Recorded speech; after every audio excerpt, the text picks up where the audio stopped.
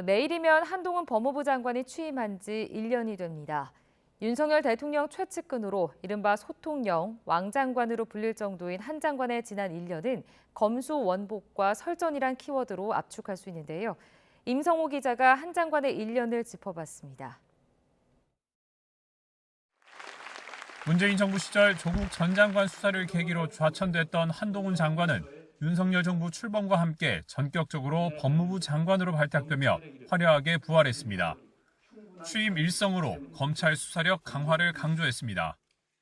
검찰의 일은 국민을 범죄로부터 보호하는 것이고 할 일을 제대로 하는 검찰을 두려워할 사람은 오직 범죄자뿐입니다. 후속 조치는 신속하고 거침이 없었습니다. 여의도 저승사자로 불렸지만 추미애 전 장관이 폐지했던 금융-증권범죄 합동수사단을 부활시켰고 검찰개혁을 완수하겠다며 민주당이 추진한 이른바 검수완박 입법에 검수원복 시행령 추진으로 맞섰습니다.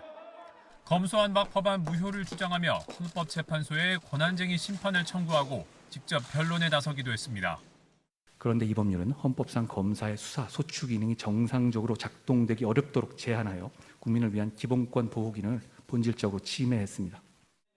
부침도 있었습니다. 권한 집중 논란 속에 신설된 법무부 인사정보관리단이 국가수사본부장에 임명된 검사 출신 정순신 변호사 아들의 학교폭력 논란을 제대로 검증 못한 것이 드러나자 국민께 죄송하다며 사과하기도 했습니다. 이게 알려진 상황이었었다면 저는 그냥 넘어가지는 않았을 것 같습니다.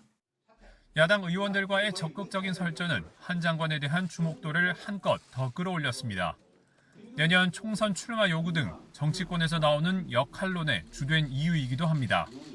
이른바 청담동 술자리 의혹을 제기한 김의겸 의원에겐 직을 걸라며 반박하는가 하면 제보 내용에 따르면 김앤장 변호사 30명가량이 있었습니다. 그리고 윤석열 대통령도 이 자리에 이 청담동의 바에 합류를 했습니다. 제가 저 비슷한 자리에 있거나 저 근방 1km 안에 있었으면 저도 뭐 걸겠습니다. 이건 뭐 거시죠. 검수원복 시행령을 비판하는 야당 의원들에겐 민생과 관련된 마약 깡패 수사를 못하게 하느냐며 적극적으로 역공을 폈습니다. 검수완박을 해놓으셨기 때문에 민생을 직접 수사하기가 참 어려워졌다는 점을 다시 한번 호소드리고 싶고요.